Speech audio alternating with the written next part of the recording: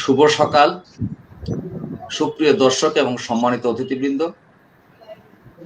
আজ 12ই নভেম্বর 1970 সালের এই দিনে মহাপ্রলয়ঙ্করী ঘূর্ণিঝড়ে, যে ঝড়টি ছিল ভোলা সাইক্লোন, সেই ঘূর্ণিঝড়ে সমগ্র উপকূল জুড়ে এক ভয়ানক তাণ্ডব লীলা চলেছিল। প্রকৃতির এই যে হিংস্রতা, সেই হিংস্রতার শিকার হয়ে 10 লক্ষাধিক মানুষ প্রাণ হারায়। সরকারি হিসেবে সেই সংখ্যা 5 লাখের নিচে। সমগ্র উপকূল লণ্ডভণ্ড হয়ে যায়। জাতিসংঘের দুর্যোগ ব্যবস্থাপনা সংক্রান্ত বিভাগের হিসাব মতে বিশ্বে প্রাকৃতিক দুর্যোগে একসঙ্গে এত লোকের প্রাণহানি এটি প্রথম, এবং এ পর্যন্ত এটি শেষ। যাই হোক, তখন আমরা শিশু ছিলাম। তখনকার বাস্তব পরিস্থিতি যারা দেখেছেন আমাদের আলোচনার টেবিলে ইতিমধ্যে তারা দু একজন উপস্থিত হয়েছেন। আমরা তাদের মুখ থেকে শুনবো।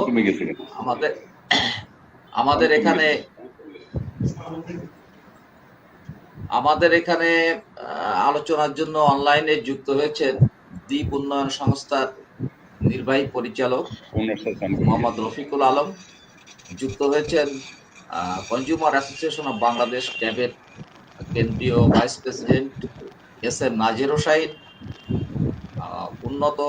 উন্নয়ন ধারা ট্রাস্টের সদস্য সচিব জনাব আমিনুর রসুল বাবুল, যুক্ত হয়েছেন দৈনিক কালের কণ্ঠের সিনিয়র রিপোর্টার এবং সুন্দরবন ও উপকূল সুরক্ষা আন্দোলনের সমন্বয়ক নিখিল চন্দ্র ভদ্র, উপস্থিত হয়েছেন একেবারে সুন্দরবন সংলগ্ন, সাগর সংলগ্ন উপজেলা জনপদ বাগেরহাটের শরণখোলা উপজেলার একজন সিনিয়র সাংবাদিক শান্তানুর রহমান খোকন। আমাদের এই অনুষ্ঠানে সভাপতিত্ব করবেন নৌ সড়ক ও রেলপথ রক্ষা জাতীয় কমিটির সদস্য হাজী মোহাম্মদ শহীদ মিয়া। আমি প্রথমেই হাজী মোহাম্মদ শহীদ মিয়াকে তার সূচনাটি অর্থাৎ আলোচনাটি শুরু করার জন্য বলছি। বিসমিল্লাহির রহমানির রহিম। আজকে এই আলোচনা সভায় উপকূল অনুষ্ঠানে উপস্থিত সবাইকে শুভেচ্ছা জানাচ্ছি। প্রায় 45 মিনিট অনুষ্ঠান শুরু হচ্ছে, তাই আমি শুরুতে কিছু না বলে আমি শেষের দিকে বলবো। আমি আসিফকে সঞ্চালনা করার জন্য ধন্যবাদ শহীদ ভাই। আমি সূচনা বক্তব্য রাখার জন্য অনুরোধ জানাচ্ছি। এই উপকূলীয় এলাকার জনজীবন, প্রাকৃতিক দুর্যোগ মোকাবেলা ইত্যাদি বিষয়াদি নিয়ে যিনি দীর্ঘদিন যাবৎ কাজ করছেন, অনেক যার ঝুলিতে অনেক অভিজ্ঞতা রয়েছে, দ্বীপ উন্নয়ন সংস্থার নির্বাহী পরিচালক জনাব মোহাম্মদ রফিকুল আলম। ধন্যবাদ ভাই। আমার কথা কি শোনা যায়? শুনতে পাচ্ছি, বলেন প্লিজ। শোনা যায়, শোনা যায়। জি, শুনতে পাচ্ছি। আমার কথা কি শুনতে পাচ্ছেন আপনারা? হ্যাঁ, আমরা পাচ্ছি শুনতে। আমরা শুনতে পাচ্ছি। আমি একটু ইয়ারফোনটা নিই, নেটে ডিস্টার্ব করে বারবার। না, আপনার কথা আমরা শুনতে পাচ্ছি, আমরা স্পষ্ট শুনতে পাচ্ছি।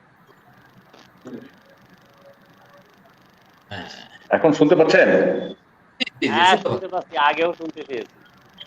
আচ্ছা জি, ধন্যবাদ আপনাদেরকে, আয়োজকদেরকে। বিসমিল্লাহির রহমানির রহিম। আজকে সেই 12ই নভেম্বর, সেই ভয়াল রাত। সৌভাগ্যবশত এই রাত্রে আমি এখানে ছিলাম। 1970-এর এই দিনে আমরা ঢাকা বিশ্ববিদ্যালয়ের পড়ুয়া ছেলেরা মুক্তিযুদ্ধের আগের সময়, গণ অভ্যুত্থানের সময় ঢাকা শহরে না টিকতে পেরে আমরা সবাই বাড়ি ঘরে চলে আসি। আমাদের অনেকেই স্টুডেন্টরা এখানে ছিলাম। এই 7 তারিখ থেকে গুড়ি গুড়ি বৃষ্টি ছিল। 8 তারিখেও আকাশ মেঘাচ্ছন্ন ছিল। এই হেমন্তের এই দিনটায়, এই সময়টায় বেসিক্যালি উপকূলের এই আর্থসামাজিক অবস্থাটা আপনারা সবাই জানেন। ধান উঠবে, নবান্নের ধান, কিষানীদের প্রস্তুতি থাকে। রমজান মাস ছিল এবং একটা আনন্দ ঘন দিন ছিল এবং পূর্ণিমা রাত। কিন্তু দুর্ভাগ্যজনক ভাবে পাকিস্তান গভর্নমেন্ট থেকে কোনো ধরনের প্রচার এবং নির্দেশনা ছিল না।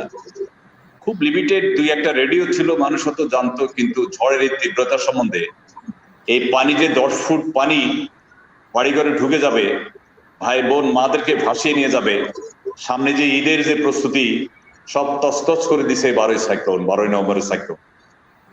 সেদিন আমার বাড়ি হাতিয়া শহরের উপরে ছিল, সেখানেও 10 ফিট পানি ছিল। এই 10 ফিট পানি ভেঙে আমরা কোন রকম অনেকে গাছে উঠে গেছি, অনেকে ঘরের উপর উঠে গেছি।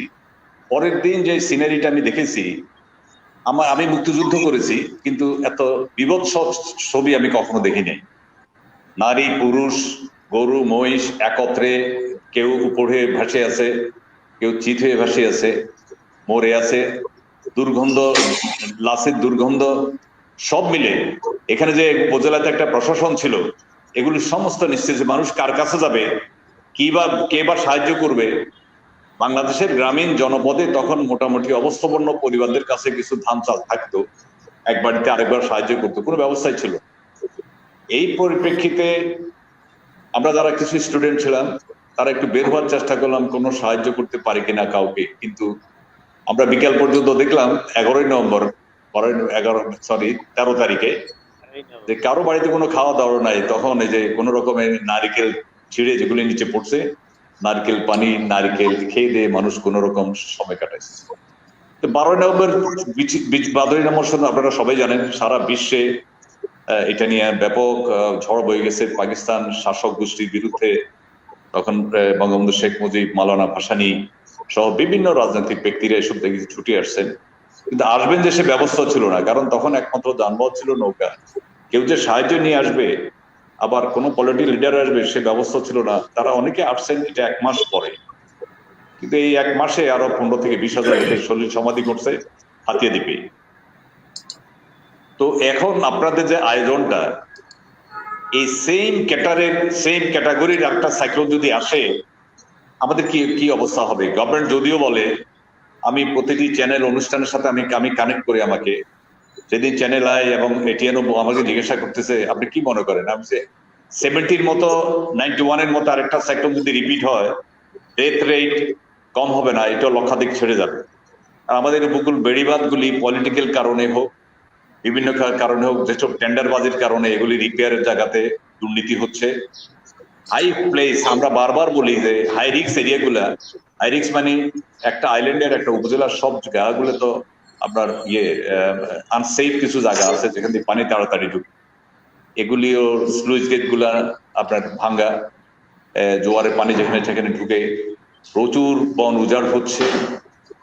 1970-তে যে প্রোটেকশনটা ছিল, একটা 17 ফিট একটা উঁচু বেড়িবাঁধ, এটা মানুষ কেটে টুটে রিপেয়ারের নামে টামে এটা এখন 12 ফিটও নাই, 8 ফিটও নাই কোথাও কোথাও।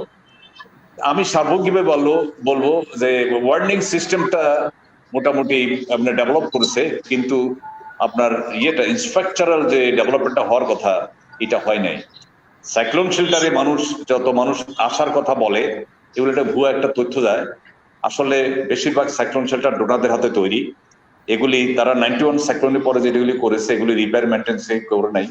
আমাদের হিসাবে 15 থেকে 20% সাইক্লোন শেল্টার মোটামুটি যেগুলি গভর্নমেন্ট পরে করছে, এখানে একটা উপজেলার হাইয়েস্ট 5 to 10% লোক অ্যাকোমোডেশন নিতে পারে, বা এগুলা এখনো অরক্ষিত রয়ে গেছে। আর ইদানিং জীবন জীবিকার তাগিদে মানুষ কিন্তু আরো দক্ষিণে চলে গেছে। নিঝুম দ্বীপের লোক আছে, ঢালচরের লোক আছে, মৌলভীর লোক আছে। এইসব জায়গাগুলি সি লেভেল থেকে মাত্র 2 থেকে 3 ফুট উঁচু, এখানে বেড়িবাঁধ করা সম্ভব না। এগুলিতে অল্টারনেটিভ কিছু করতে হবে।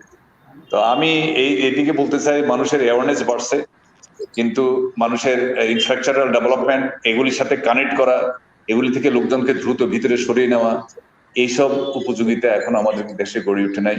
এই জন্য আমি বলবো উপকূলীয় এলাকার লোকজন যেভাবে আধুনিক বিশ্বে, বর্তমান বিশ্বে নিরাপদ থাকার কথা ছিল, আমাদের ইকোনমিক যে স্ট্রেংথ আছে, এই 10 to 20% যদি খরচ করা হইতো, মানুষকে আরো নিরাপদ রাখা যাইতো। ভাই থ্যাংক ইউ ভেরি মাচ। আমি আর একটা স্টেশন আমাকে কল করতেছে, যদি কোনো কোশ্চেন থাকে ভাই।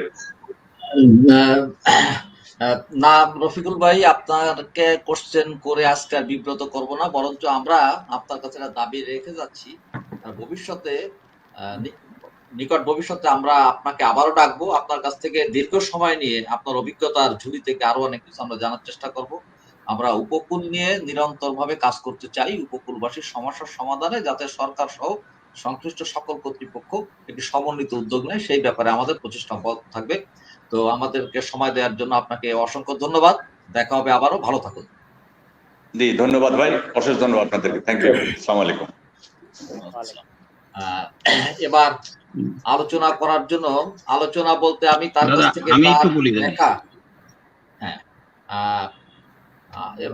তার যে পেশাগত দিক থেকে উপকূলকে যেভাবে দেখা, উপকূল এলাকার একজন মানুষ হিসেবে যেভাবে দেখা, এবং উপকূলকে রক্ষার জন্য তার যে চলমান কর্মকাণ্ড মধ্য দিয়ে তিনি যে অভিজ্ঞতা অর্জন করতেছেন, সে বিষয়ে আলোচনা করার জন্য আমি সুন্দরবন ও উপকূল রক্ষা আন্দোলনের সমন্বয়ক জনাব নিখিল ভদ্রকে অনুরোধ জানাচ্ছি।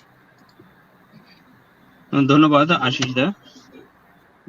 আজকের এই উপকূল দিবস 12ই নভেম্বর উপলক্ষে আয়োজিত এই অনলাইন আলোচনা সভার সম্মানিত সভাপতি আমাদের নেতা শহীদ ভাই, তাকে তার প্রতি কৃতজ্ঞতা প্রকাশ করছি যে এই অনুষ্ঠানে আমাকে যুক্ত করার জন্য। এখানে বিজ্ঞ আলোচক মণ্ডলী আছেন যারা আমার থেকে অনেক বেশি অভিজ্ঞ এবং দীর্ঘদিন ধরে এই উপকূলের জীবন জীবিকা এবং প্রাণ প্রকৃতি রক্ষার জন্য লড়াই সংগ্রাম করছেন। আমি বলা যায় এই আন্দোলনের নবীন, তবে উপকূলের মানুষ হিসাবে আমি চাই যে উপকূলের মানুষ সুস্থ থাকুক, শান্তিতে থাকুক এবং স্বস্তিতে থাকুক। একটু আগে আমাদের বিজ্ঞ আলোচক বলছিলেন রফিকুল ভাই যে সেই 70-এর কথা, আমরা 50 বছর পার করেছি। 70 সালের সেই 12ই নভেম্বরে আমাদের যে মৃত্যুর ঘটনা ঘটেছিল ঘূর্ণিঝড়ের কারণে, এখনো ঘূর্ণিঝড় আঘাত হানে, মৃত্যুর ঘটনা হয়তো কম, কিন্তু মানুষের ঝুঁকি কমেছে বলে আমরা মনে করি না। আমরা মনে করি যে এখনো বিস্তীর্ণ উপকূল জুড়ে, সেই কক্সবাজার থেকে শুরু করে বরিশাল, বরগুনা, বাগেরহাট, পিরোজপুর, খুলনা, একেবারে সর্বশেষ সাতক্ষীরা, এই বিস্তীর্ণ উপকূলের মানুষ এখন অনেক বেশি ঝুঁকিতে। এবং 60-এর দশকে আমরা যে ভেড়িবাদ করেছিলাম এই উপকূলের জনগণকে রক্ষা করার জন্য, উপকূলের ফসল উৎপাদন বাড়ানোর জন্য, উপকূলের মানুষকে একটি স্বাভাবিক জীবন যাপনে নিয়ে আসার জন্য, জীবন জীবিকার মধ্যে নিয়ে আসার জন্য, সেটি কিন্তু আসলে পরবর্তীতে আমাদের জন্য নতুন সংকট তৈরি করেছে। আমরা দেখেছি যে একের পর এক ঘূর্ণিঝড় আঘাত এনেছে এবং সেখানে অসংখ্য মানুষের মৃত্যু হয়েছে, জানমালের ক্ষতি হয়েছে। আজও আমরা যে অতি সম্প্রতি আমপানের ঘটনা ঘটলো, আপনারা জানেন, এই আমফান কিন্তু আমাদের সাতক্ষীরা, খুলনা, বাগেরহাট এই অঞ্চলের উপর দিয়ে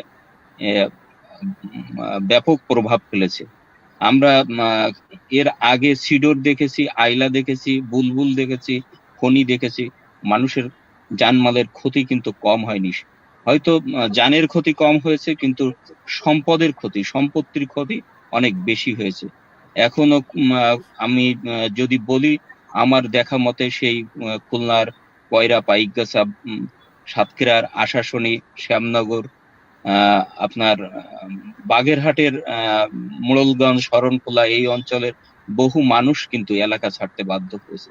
ঝুঁকিতে আছে উপকূলের বহু মানুষ, যে কারণে আমরা দীর্ঘদিন ধরে লড়াই সংগ্রাম করছি। বিশেষ করে এই আমফান ঘটনার পর সারা দেশেই এই উপকূলের মানুষকে রক্ষার জন্য নতুন করে আন্দোলন সংগ্রাম শুরু হয়েছে এবং আমরা মনে করি পরিকল্পিত বেড়িবাঁধ তৈরি করা দরকার এই উপকূলের মানুষকে রক্ষার জন্য, এই উপকূলের যে জনপদ, সেই জনপদকে রক্ষা করার জন্য। এবং সেই বিষয়টি নিয়ে সরকারের সাথে আমাদের কয়েক দফা বৈঠক হয়েছে। আমরা ঢাকাতে জাতীয় সংলাপের আয়োজন করেছিলাম সুন্দরবন ও উপকূল সুরক্ষা আন্দোলনের পক্ষ থেকে। সেখানে মন্ত্রী, এমপিরা উপস্থিত ছিলেন। তারা প্রতিশ্রুতি দিয়েছিলেন কক্সবাজার থেকে কিভাবে আমরা সাতক্ষীরা পর্যন্ত একটা ড্রাইভ ওয়ে নির্মাণ করতে পারি, যেটি আসলে ভেড়িবাঁধ হিসাবে কাজ করবে এবং মানুষকে রক্ষা করবে। এই জন্য সরকার প্রকল্প নিয়েছে। আমাদের রসুল ভাই বিস্তারিত বলতে পারবেন। সরকারের যে ডেল্টা প্ল্যান আছে, সেই ডেল্টা প্ল্যানে এ সকল বিষয়ে বিস্তারিত বর্ণনা রয়েছে এবং পরিকল্পনাও রয়েছে। আমরা আশা করছি সেই ডেল্টা প্ল্যান অনুযায়ী সরকার পদক্ষেপ নিবে অতি দ্রুত। শুধু বেড়িবাঁধ নির্মাণ করলে নয়, সেই বেড়িবাঁধ কিভাবে রক্ষণাবেক্ষণ হবে, এই অঞ্চলের মানুষের যে সুপ্রিয় পানি সংকট রয়েছে, সেই সংকট কিভাবে সমাধান হবে, এটি নিয়েও সরকারকে ভাবতে হবে। আমরা চেয়েছি যে এই বেড়িবাঁধ রক্ষণাবেক্ষণের জন্য আমরা দেখেছি যে পানি উন্নয়ন বোর্ড বেড়িবাঁধ নির্মাণ করে দিয়ে চলে আসে, তারপর দেখার কেউ থাকে না। এই জন্য আমরা বলেছি স্থানীয় সরকারকে সম্পৃক্ত করতে হবে, জনগণকে সম্পৃক্ত করতে হবে এই বেড়িবাঁধ রক্ষণাবেক্ষণের জন্য। শুধু তাই নয়, এই অঞ্চলকে ঘিরে কিভাবে অর্থনৈতিক সমৃদ্ধি অর্জন করা যায় সেটি নিয়েও পরিকল্পনা করতে হবে। আপনি বেড়িবাঁধ নির্মাণ করলেন, কিন্তু নদী বা সাগরের কোনো ধরনের ড্রেজিং এর সুযোগ থাকলো না, তাতে পুরো নদী ভরাট হয়ে গেল। আমরা কিন্তু সুফল পাবো না, বরং নতুন সংকট তৈরি হবে। আপনারা দেখেছেন যে আমরা গর্ব করি কক্সবাজার সমুদ্র সৈকত নিয়ে, কুয়াকাটা সমুদ্র সৈকত নিয়ে, কিন্তু সেটি নতুন সংকট তৈরি করছে। আপনারা দেখছেন ভাঙনের কারণে সেটি সাগরে বিলীন হয়ে যাচ্ছে, তেমনি ভাবে নদীর ভাঙনের কারণে জনপদ বিলীন হয়ে যাচ্ছে। এই সকল বিষয় নিয়ে কিন্তু এই ডেল্টা প্ল্যানের আওতায় আমাদের বৃহত্তর কর্মপরিকল্পনা বাস্তবায়নের জায়গায় যদি আমরা না যেতে পারি, তাহলে কিন্তু আসলে এর সুফলটি আমরা পাবো না। আমরা আশা করতে চাই বর্তমান সরকার, মুক্তিযুদ্ধের সপক্ষের সরকার, বঙ্গবন্ধু কন্যা জননেত্রী শেখ হাসিনার নেতৃত্বে এই সরকার আসার পর বেশ কিছু সুনির্দিষ্ট কর্মপরিকল্পনা নিয়েছে এবং কিছু প্রকল্পও বাস্তবায়ন কাজ চলছে।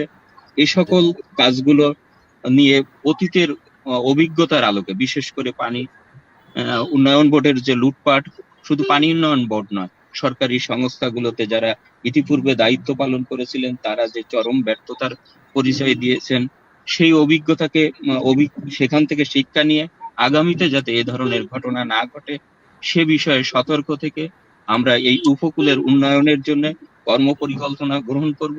সেটি শুধু বেড়িবাঁধ নয়, শুধু আশ্রয় কেন্দ্র নয়, আমরা আগামীতে জলবায়ুর বিরূপ প্রভাব মোকাবেলায় কি ধরনের পদক্ষেপ নিলে পুরো এই বিস্তীর্ণ অঞ্চলকে রক্ষা করতে পারি এবং উন্নয়ন ও অগ্রগতির যে ধারা বাংলাদেশে, সেই ধারার সাথে ওই জনপদের মানুষকে সম্পৃক্ত করতে পারি, সেই কাজটি আমাদের এখনই করতে হবে, এখনই সিদ্ধান্ত নিতে হবে এবং বাস্তবায়নে কার্যকর উদ্যোগ নিতে হবে।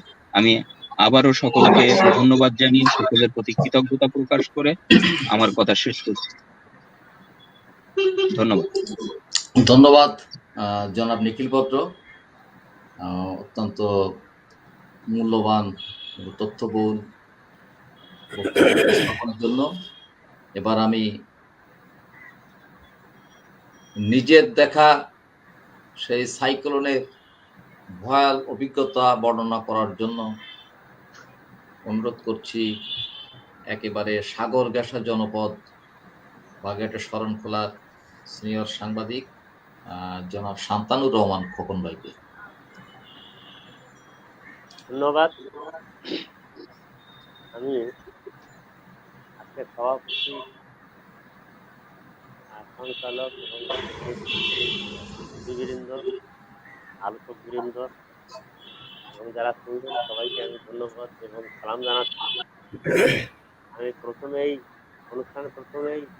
1970 সালের 12ই নভেম্বর নিহতদের প্রতি বিনম্র শ্রদ্ধা ও তাদের শোক সংতপ্ত পরিবারের প্রতি গভীর সমবেদনা এবং সহানুভূতি জানাচ্ছি। তো আমি তখন স্কুল ছাত্র, হাই স্কুলের ছাত্র, যখন এই বন্যাটা হয়। তো বন্যায় ঘরের গাছে একাংশ ঘুরে, আমি বিস্তারিত যাচ্ছি না কারণ আরো আলোচক আছে, সেই জন্য আমি আমার দেখা আর কি একটু সংক্ষেপে শেয়ার করছি। তো আমি এর আগে দুদিন আগেও থেকেই গুড়ি গুড়ি বৃষ্টি ছিল মাঝে মাঝে দমকা বাতাস আসতো। এরপর 12 তারিখ সম্ভবত ওই দিন বুধবার রাত্রে ঝড় আঘাত হানে। তো আমাদের এলাকার যারা ধনী এবং মধ্যবিত্ত পরিবার আছে তারা ঘর করতে হলো তখন বসতদের বাড়ি করতো পাকা, কেউ করতো না, ইটের কেউ কোনো দালান ছিল না। সুন্দরবনের, কারণ যেহেতু সুন্দরবনের কাছাকাছি এবং উপকূলে, কাঠ দিয়ে ঘর সবাই, কেউ দোতলা করতো সেই ঘর, কেউ একতলা, কেউ টিনের, কেউ গোলের, বা কেউ হয়তো ফানের ছাউনি। তো যারা বেশ ধনী তারা দোতলা টিনের ঘরেই থাকতো, এবং এই ঘরগুলো ছিল হচ্ছে সুন্দরী প্রচুর, এই কাঠ দিয়ে। আর এর সাথে যদি শাল সেগুনের কিছু মিক্সার করতো তাহলে বলতো তারা পাকা কাঠ দিয়ে ঘর তৈরি করতো। তো আমাদের ঘরটার যখন পুড়ে যায়, গাছ পড়ে, তখন আমরা পাশের ঘরে যে উঠি, যে ঘরটা মানে পাকা কাঠের তৈরি বলতো লোকজন, অর্থাৎ শাল সেগুন কাঠ দিয়ে ওর কাঠামো তৈরি করা ছিল। তা ওই ঘরটা মজবুত, তো ওই ঘরে যায়। তো সেখানে যায়, মানে ওই বাড়ির ভিতরে সবাই আশ্রয় নেয়। তো ঝড়ের তাণ্ডবে গাছ উড়ে এসে পড়ে আশেপাশে যে আমাদের যে ঘর ছিল সেই ঘর ভেঙে যায়, এবং পানি ঘরের এই যে আলমারি ছিল সেই আলমারির মাঝামাঝি পর্যন্ত উঠে যায়। তো রাত্রিবেলায় সে সময় অন্ধকারে তো তেমন আর কিছু দেখা যায়নি। ভোরবেলায় উঠে বেরোনোর পরে দেখলাম যে গাছ চাপা পড়ে মানুষ মারা গেছে, তারপরে গরু মহিষ মারা গেছে। মানে মানুষের লাশ আর গরু মহিষ বা ভেড়া ছাগলের লাশ, মানে মৃত্যু তো একসাথে আর কি জমা হয়ে রয়েছে পানি পড়ে এক এক স্থানে। তো আমাদের হয়তোবা ভাগ্যটা ভোলা উপকূলের চেয়ে একটু ভালো ছিল, যেহেতু আমাদের একদম গাইডলাইনের পাশেই ছিল সুন্দরবন। বেশিরভাগ আঘাতটাই সুন্দরবন তার নিজের বুকে ঠেকিয়েছে। তো সকাল আমরা সেই সময় তৎকালীন সময়ে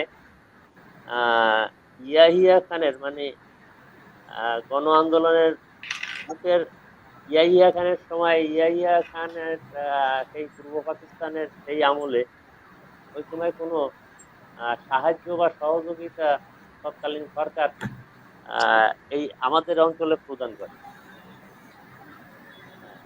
তো আর তখন কাছাকাছি যারা মোটামুটি ধনী বলতে যেটা বোঝায় যে যাদের জমি জমা ছিল, যারা গোলায় ধান ছিল, এই সমস্ত, এইগুলো অনেকেরই অনেক নষ্ট হয়ে গেছে। এরপরও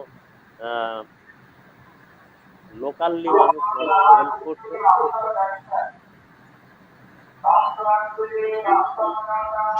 আমাদের আমাদের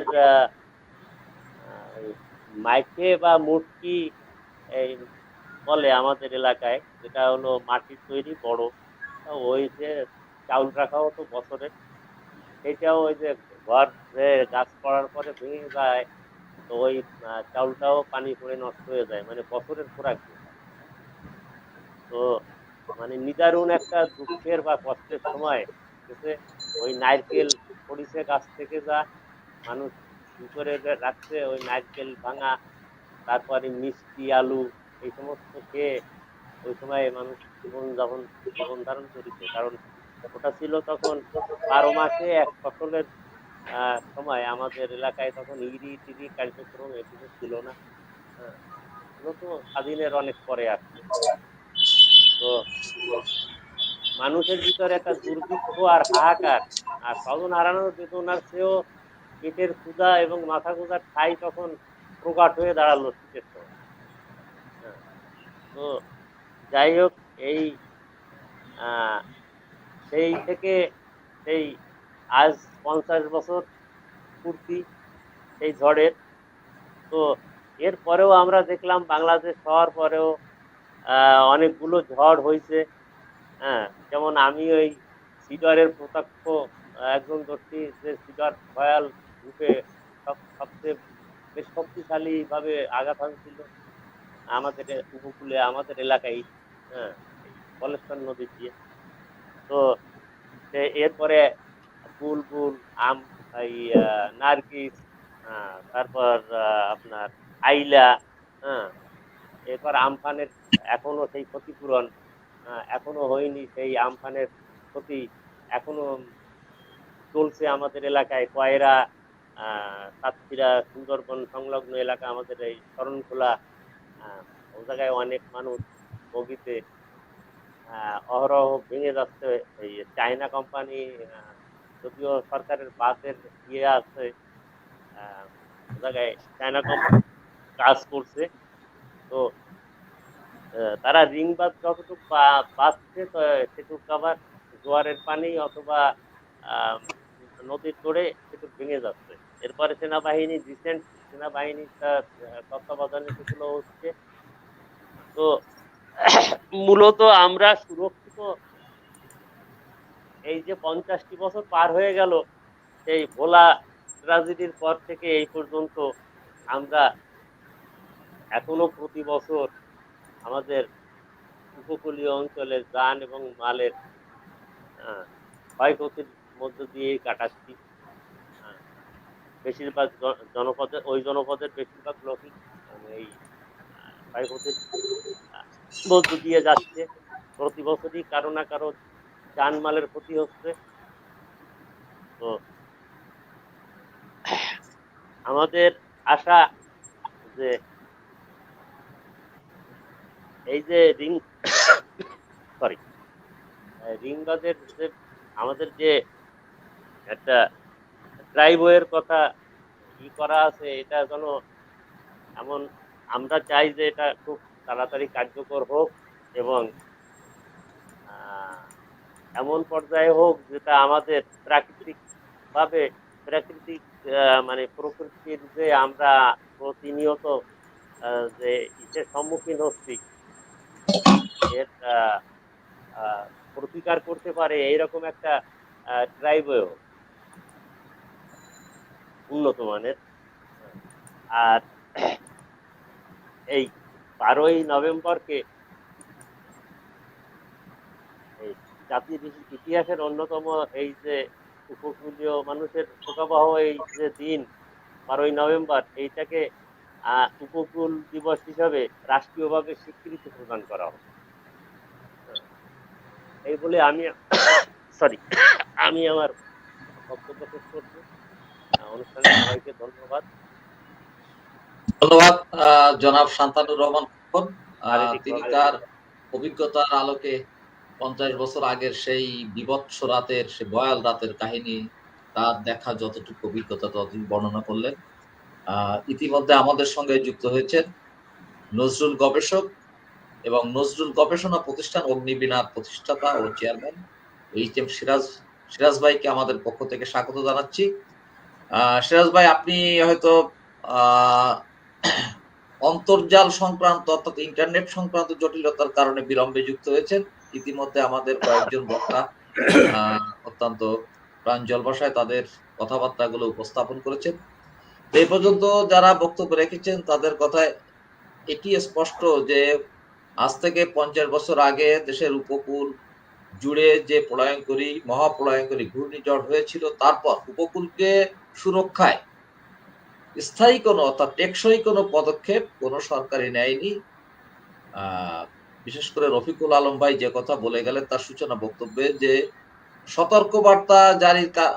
সতর্কবার্তা জারির যে প্রক্রিয়াগুলো সেগুলো আধুনিকায়ন হয়েছে, এর ফলে প্রাণহানি কম হচ্ছে, কিন্তু উপকূলকে রক্ষার জন্য যে স্ট্রাকচার অর্থাৎ অবকাঠামোগুলো টেকসই ভাবে নির্মাণ বা তৈরি করা হচ্ছে না।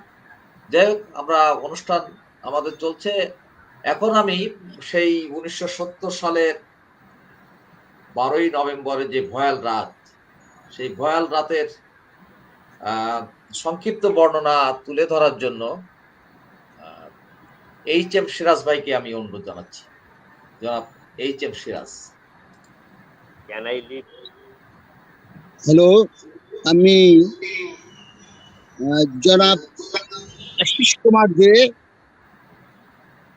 এদেশের একজন স্বনামধন্য খ্যাতিমান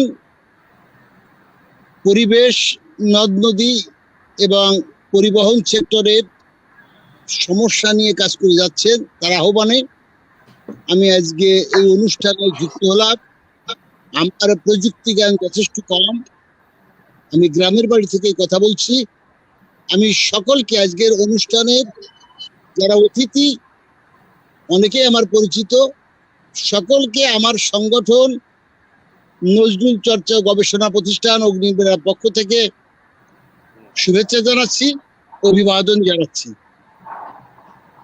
প্রলয়ঙ্কর যে ঘূর্ণিঝড় জলোচ্ছ্বাস 1970-এ হয়েছিল, আমরা সেই জনপদ থেকে যদি দেখি তাহলে বেশ দূরে আমাদের অবস্থান। তবে সেই দুর্যোগ, সেই দুর্বিপাক এবং সেই দুঃসহ অবস্থার স্মৃতি আমাদের হৃদয়ে আজও ভেসে আসে, অহর্নিশি ভেসে আসে। যখন আরেকটি দুর্যোগের কবলে আমরা পতিত হই, তখনই আমাদের 70-এর সেই মহাপ্লাবনের কথা হচ্ছে আসে। আমরা জানি যে লক্ষ লক্ষ মানুষ প্রাণহানির ঘটনা ঘটেছিল। তারপর অনেক 88 সালে, 98 সালে, 2008 সালে, আবার এই কিছুদিন আগেও আমাদের এই ধ্বংসযজ্ঞের মুখে আমরা পড়েছি। ছোট বড় প্রলয়ঙ্কর ঘটনার মধ্যে আমরা পড়েছি। আরেকটি ঘটনা, আমাদের বিশেষ করে যশোর অঞ্চলের যে জনপদটা সবসময় আমরা নিরাপদ বলে মনে করতাম, 2000 সালে একটি অভাবনীয় প্লাবনের শিকার আমরা হয়েছিলাম। আপনাদের অনেকের মনে থাকার কথা, যশোর অঞ্চলের সমস্ত যশোর ডুবে গেছিল সেই বানভাসিতে। এটা একটা, আমরা মনে করি এটা ছিল একটা কৃত্রিম ব্যাপার, এবং আমাদেরকে সেই কথাটি আমাদের মনে আছে। আমি এখানে একটি কথা, আমার নজরুল থেকে একটি কথা উদ্ধৃত করে বলবো যে 1921 সালে কবি নজরুল ইসলাম আমাদের আজকের যে বিপদ, এই বিপদ সম্পর্কে একটি প্রবন্ধ লিখেছিলেন। প্রবন্ধের নাম দিয়েছিলেন রোজ কিয়ামত বা প্রলয় দিন। এই প্রবন্ধে তিনি বলেছেন, আমাদের পৃথিবীতে দ্বিতীয় মহাপ্লাবন ও মহাধ্বংস অতি আসন্ন। যদি সমস্ত দুনিয়াও ধ্বংস না হয়, তাহা হইলে পৃথিবীর একাংশ যে ধ্বংস হইয়া যাইবে, তাহাতে আর কোনো সন্দেহ নাস্তি।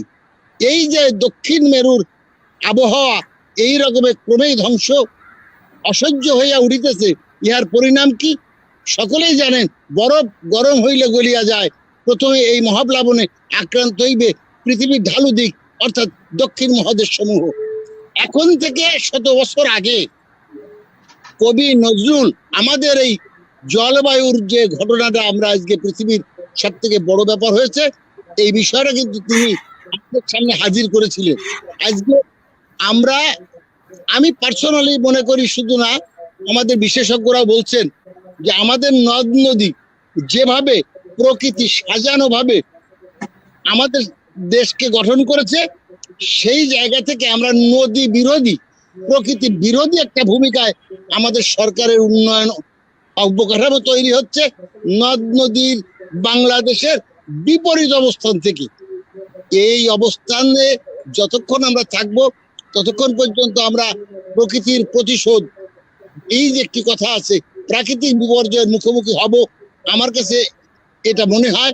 আর এই প্রকৃতির যে বিপর্যয়, এই বিপর্যয়কে যদি আমরা বিশ্লেষণ করি, তাহলে আমি মনে করি আমাদের গবেষকরা, আমাদের বিজ্ঞানীরা এখনো পর্যন্ত অতটা কাছাকাছি যেতে পারেনি, আমাদেরকে নিরাপত্তা দেওয়ার মতো, সুরক্ষিত করার মতো ব্যবস্থাও তারা হাজির করতে পারেন।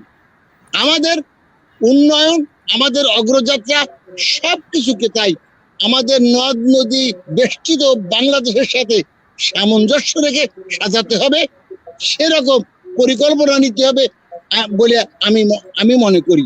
আমি অনেক বেশি গবেষক নই, এই বিষয়ের উপরে আমি নজরুল থেকে একটু উদ্ধৃত করলাম।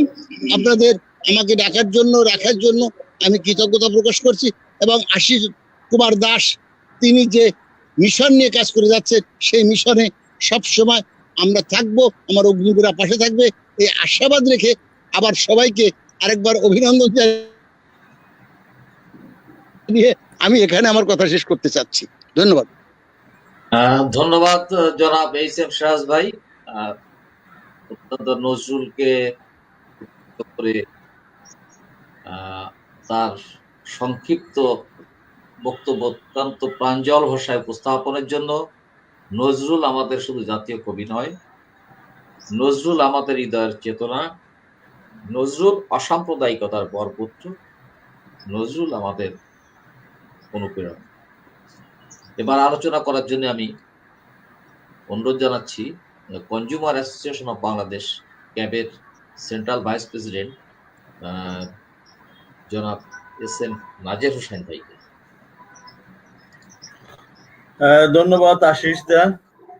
আজকের এই গুরুত্বপূর্ণ একটি দিনে এই ধরনের একটি আলোচনা সবার আয়োজন করার জন্য আজকের এই অনুষ্ঠানের সম্মানিত সভাপতি, বিজ্ঞ আলোচকবৃন্দ এবং আমাদের যারা শুনছেন তাদেরকে শুভেচ্ছা জানাচ্ছি। আমি প্রথমেই 1970 সনের এই দিনে যারা প্রয়াত হয়েছেন তাদের শ্রদ্ধা জানিয়ে আমার বক্তব্য শুরু করছি। ইতিমধ্যে আমাদের বেশ কয়েকজন বক্তা, বিশেষ করে আমাদের শ্রদ্ধেয় রফিকুল আলম ভাই, দীপু উন্নয়ন সংস্থার নির্বাহী পরিচালক, এবং আমাদের নিখিল ভদ্র সাংবাদিক, আরেকজন সাংবাদিক খোকন ভাই, ওনারা কিন্তু ওনাদের ওই সময়কার অভিজ্ঞতা বলেছেন। পরবর্তীতে আমাদের নজরুল গবেষক উনিও ওনার সেই অভিজ্ঞতা আমাদেরকে শোনালেন। তবে ওনাদের যে আলোচনা, সেই আলোচনার বাইরে আমাদের আলোচনার আজকে বেশি কিছু বলার নেই।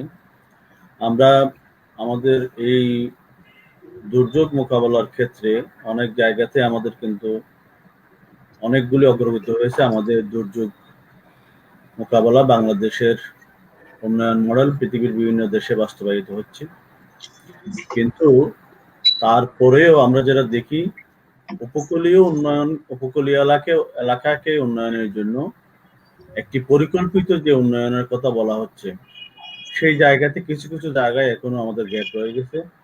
বিশেষ করে ডেল্টা প্ল্যানের কথা আমাদের নিখিল বদ্রদা বলে গেলেন। ডেল্টা প্ল্যানটা কিন্তু মানে অনেকগুলো বিষয়কে অ্যাড্রেস করে কিন্তু এখানে করা হয়েছে। এখন আমাদের অসুবিধাটা হলো আমাদের পরিকল্পনা কিন্তু অনেক কিছুই থাকে। বাংলাদেশে যেরকম সুন্দর সুন্দর পরিকল্পনা, পরিকল্পিত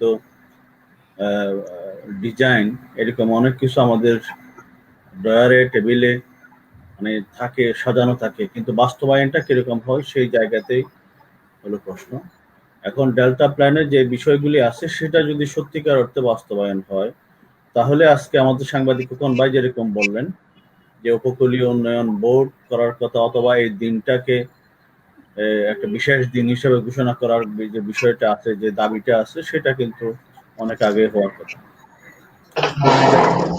নিখিল বদ্রদা যেভাবে বললেন যে কক্সবাজার থেকে সাতক্ষীরা পর্যন্ত এই যে বিশাল একটা উপকূল, সেই উপকূল বিভিন্ন সময় আমরা বিভিন্ন মানে প্রাকৃতিক বিপর্যয়ের সম্মুখীন হই।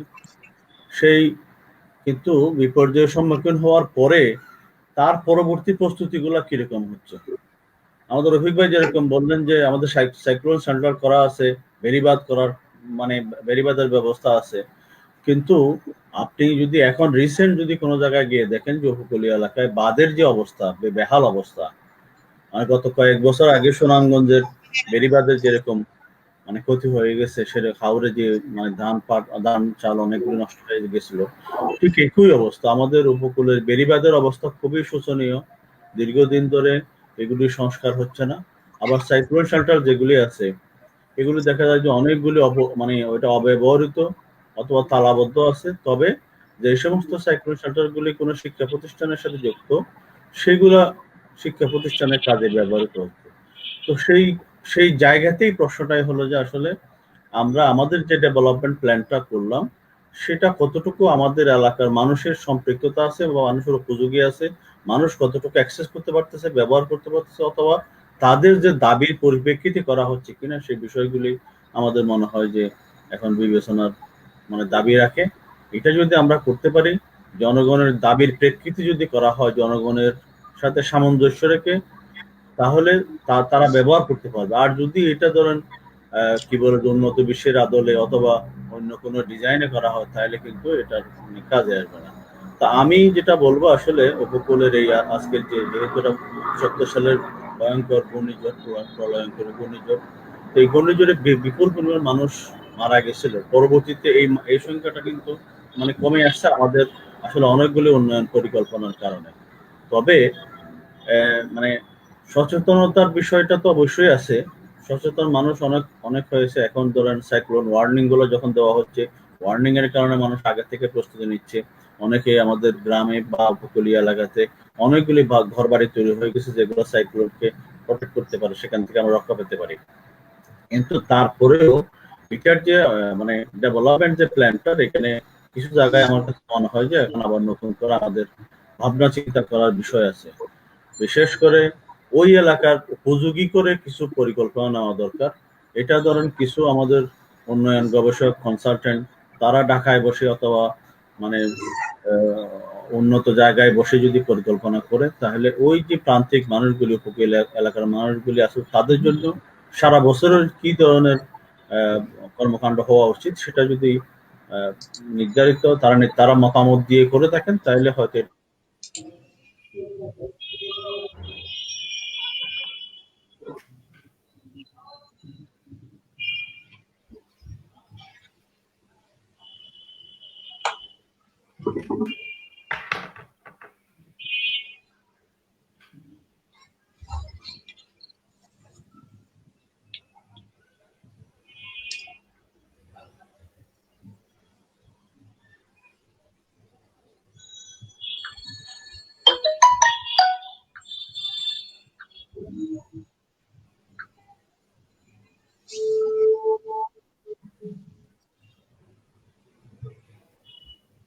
যান্ত্রিক গোলক। হ্যালো,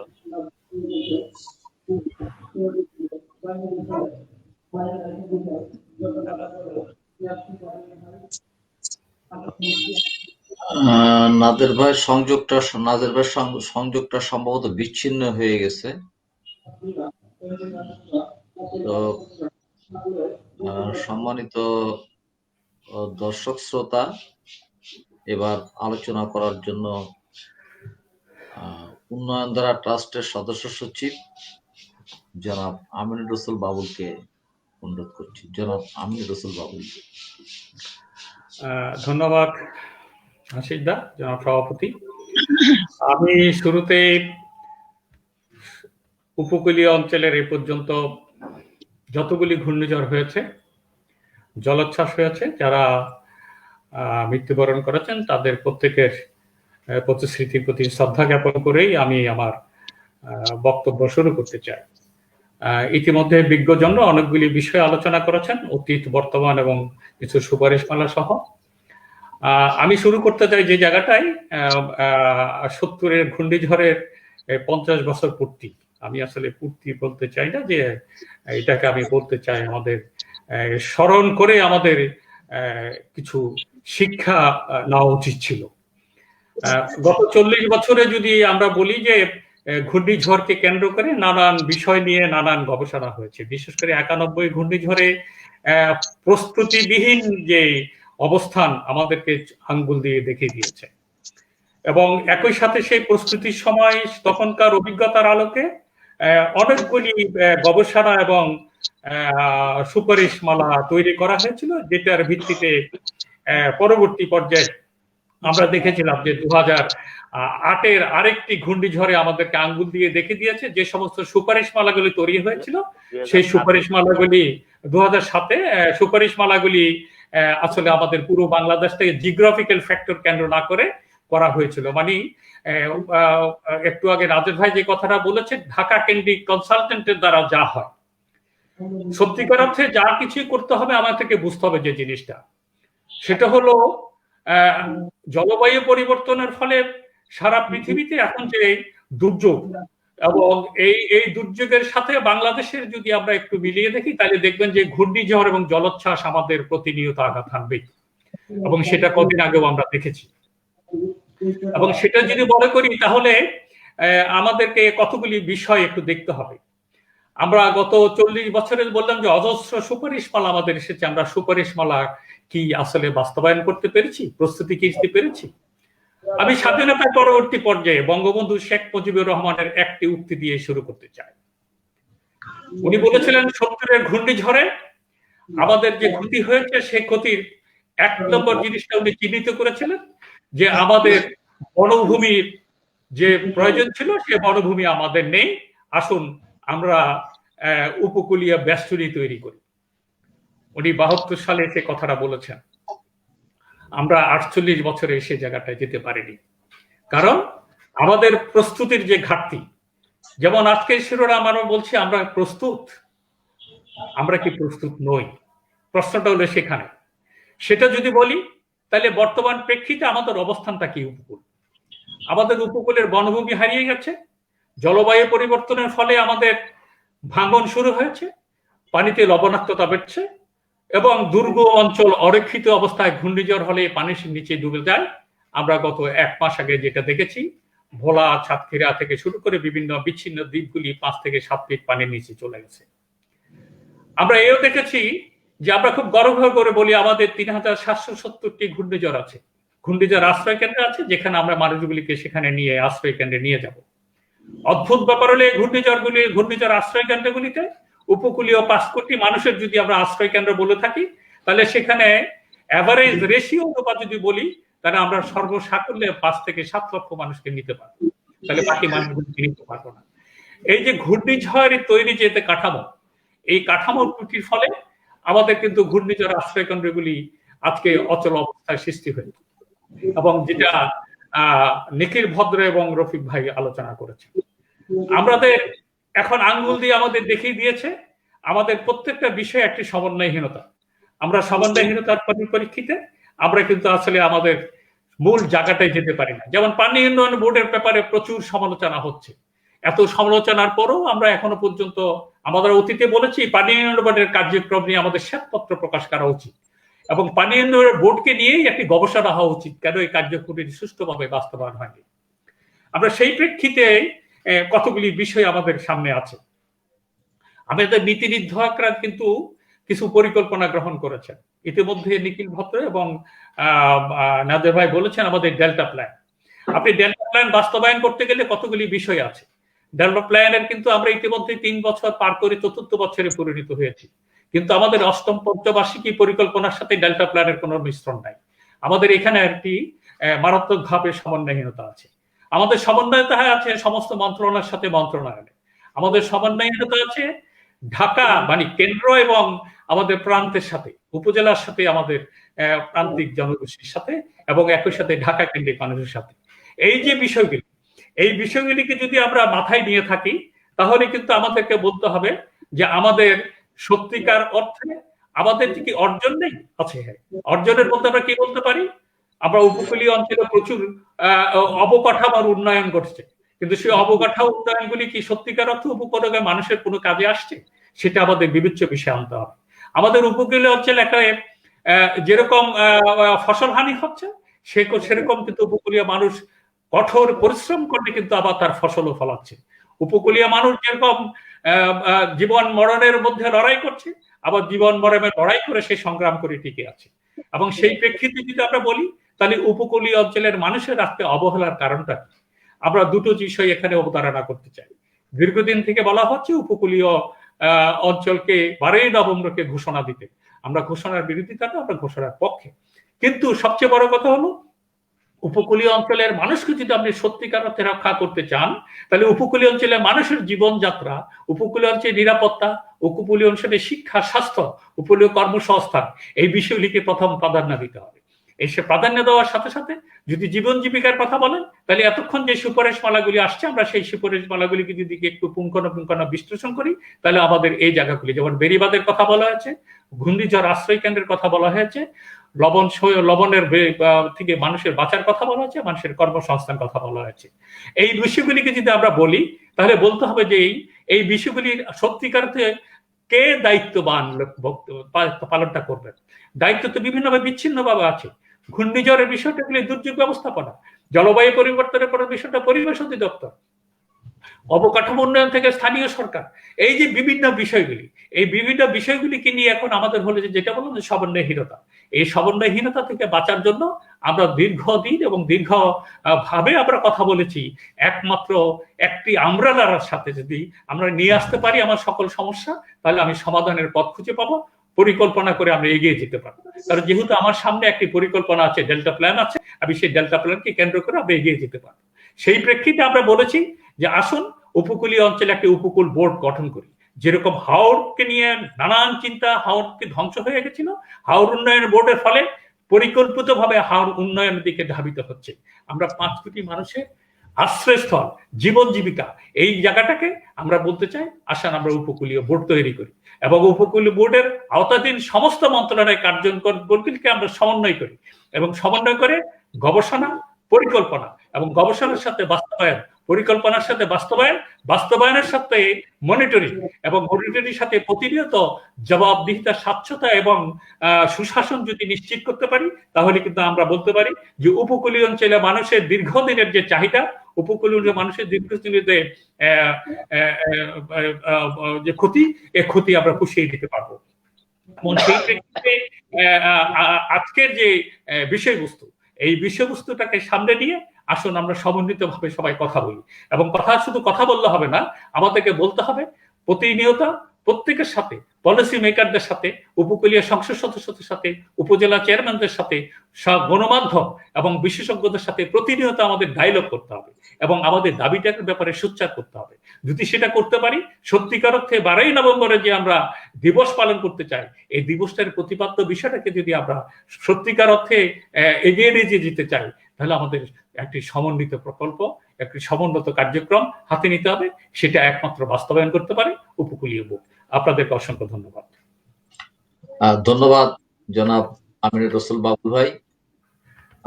আলোচনার শেষ পর্যায়ে গিয়ে নাজের ভাইয়ের বক্তব্যের সময় ছন্দপতন ঘটে ইন্টারনেট সংযোগের ত্রুটির কারণে। নাজির ভাই এখনো আমাদের সঙ্গে যুক্ত আছেন, তিনি যদি তার বক্তব্যটি শেষ করেন, যেহেতু শেষ থেকে উনি বলতে পারেনি, অসমাপ্ত রয়ে গেছে, আমি ওনার অসমাপ্ত বক্তব্য সংক্ষিপ্তভাবে শেষ করার জন্য অনুরোধ করছি। জনাব এস এম নাজির হোসেন।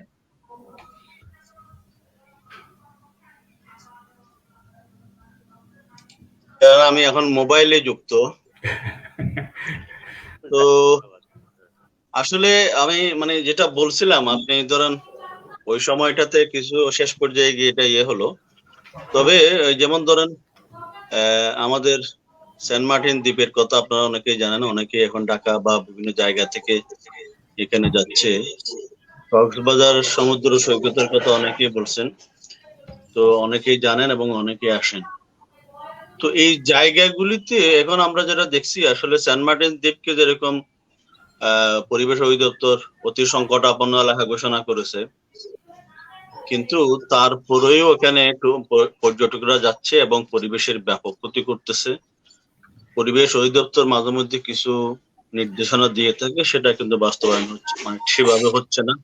আবার ধরুন কক্সবাজার থেকে টেকনাফ পর্যন্ত যে এলাকাগুলি আছে, ওই পুরো এরিয়াটা আমাদের ঢাকার বিভিন্ন কর্পোরেট গ্রুপরা কিন্তু এই জমিগুলা কিন্তু কিনে ফেলেছেন এবং কেনার ফলে অনেকে বাণিজ্যিক স্থাপনা তৈরি করার চেষ্টা করছে।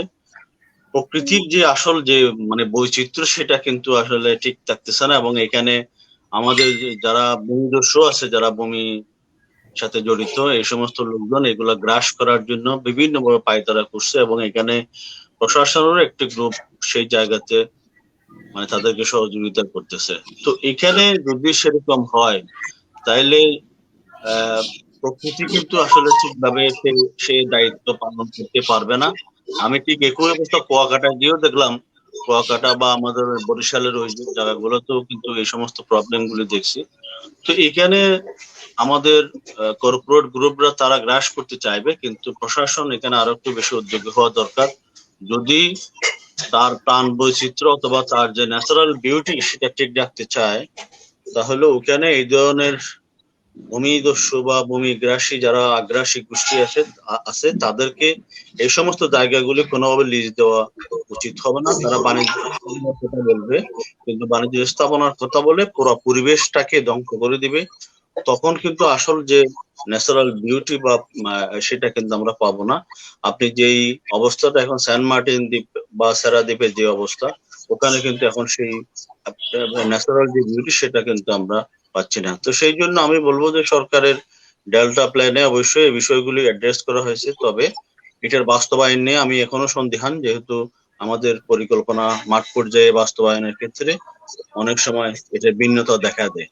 তো সেক্ষেত্রে আমার দাবি হলো যে আসলে ওই এলাকাগুলির যে ন্যাচারাল বিউটি যে প্রকৃতি আছে সেটাকে সংরক্ষিত রেখে আপনি উন্নয়ন পরিকল্পনা করবেন, উন্নয়ন ব্যবস্থা নেবেন, আপনি যাই করেন, কিন্তু ওই এলাকার প্রকৃতিটাকে যদি আপনি রক্ষা করতে না পারেন, সেটা যদি রক্ষা না হয়, তাহলে কিন্তু আমাদের পুরা উপকূলীয় এলাকার মানে সামগ্রিক মানে ব্যবস্থা সেটা কিন্তু ব্যাহত হবে।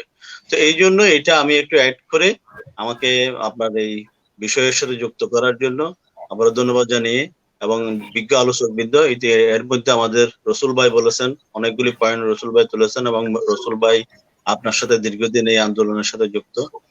আর যারা বক্তব্য রেখেছেন সবার প্রতি আমি সম্মান এবং শ্রদ্ধা জানিয়ে আমার কথা শেষ করছি। সবাইকে অসংখ্য ধন্যবাদ। ধন্যবাদ নাজার ভাই। আমাদের অনুষ্ঠান একেবারে শেষ পর্যায়ে, সভাপতির বক্তব্যের মধ্য দিয়ে অনুষ্ঠানের সমাপ্তি হবে। তো আমি তার আগে 2 মিনিট আপনাদের কাছ থেকে সময় চেয়ে নিচ্ছি।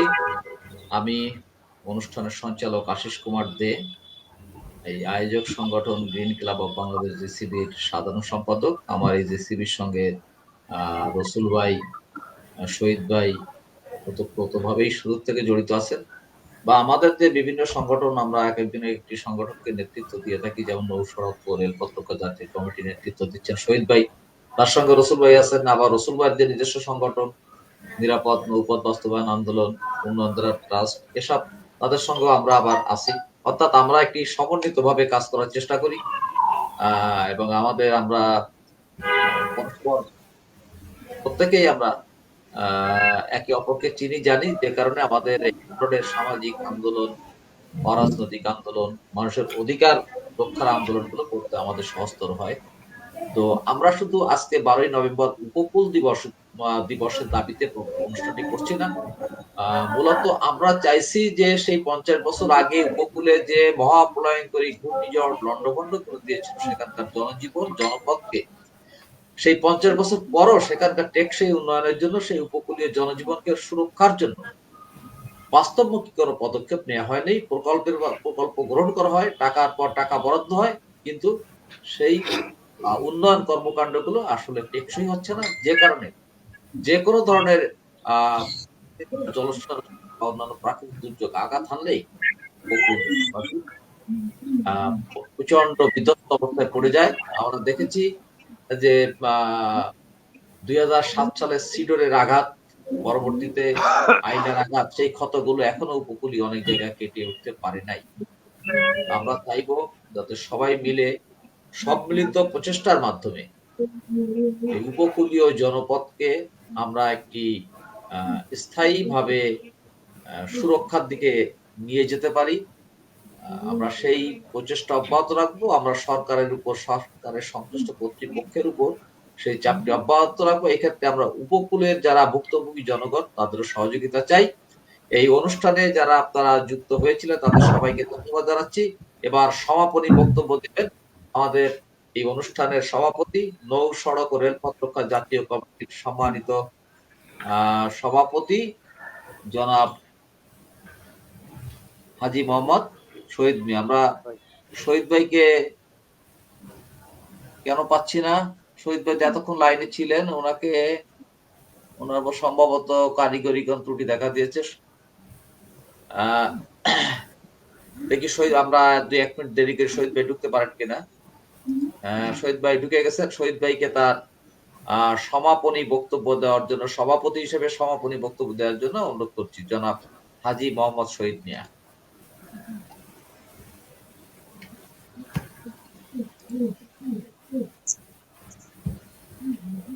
শহীদ ভাইয়ের ফোনটা বোধহয় মিউট করা রয়েছে, না আপনার কথা আমরা শুনতে পাচ্ছি না।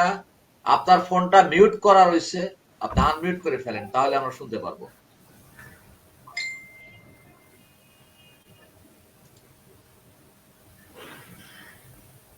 হ্যাঁ শহীদ ভাই বলেন, এখন বলেন।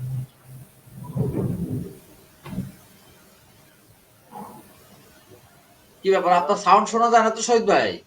আপনার ফোনটা আবার মিউট হয়ে গেছে, এটাকে আনমিউট করেন।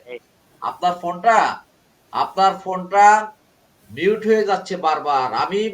আমি আনমিউট করলেও ওখান থেকে মিউট হয়ে যাচ্ছে ফোনটা। আপনি যতক্ষণ, হ্যাঁ এবার ঠিক আছে, কথা বলেন।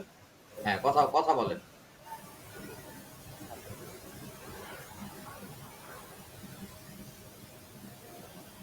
আপনার কথা কিন্তু আমরা কেউ শুনতে পাচ্ছি না।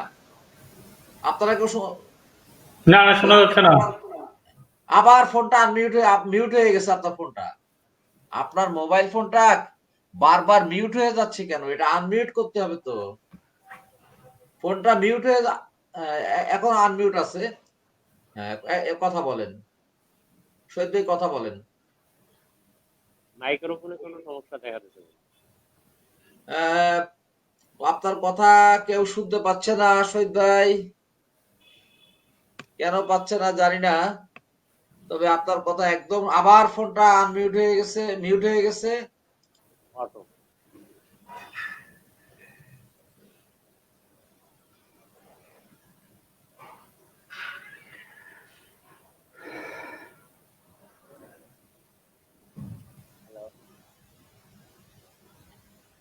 বলে যান, আমরা শুনতে থাকি, যদিও শোনা যাচ্ছে না। শহীদ ভাই দেখেন আপনার ওই যে মাইক্রোফোনের যে পিনটা, ওই পিনটা ঠিক মতো দেওয়া হয়েছে কিনা। আপনার মোবাইল বা ল্যাপটপে আপনার মাইক্রোফোনের, সরি আপনার যে হেডফোনের যে পিন, হেডফোনের পিনটা, আপনার ফোন আবারও মিউট হয়ে গেছে আপনার ফোন।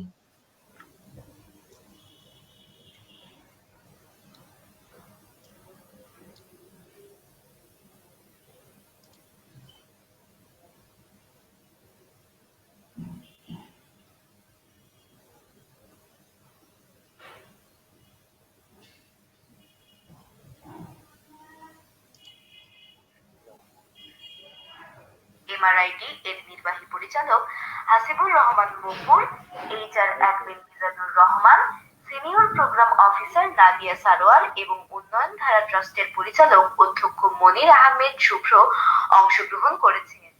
চরপাতিলায় স্বাস্থ্যসেবা যেখানকার মানুষের জন্য ছিল স্বপ্ন, সেই অবহেলিত দ্বীপে এখন আলোকবর্তিকা হিসেবে কাজ করছে এই স্বাস্থ্যসেবা কেন্দ্র।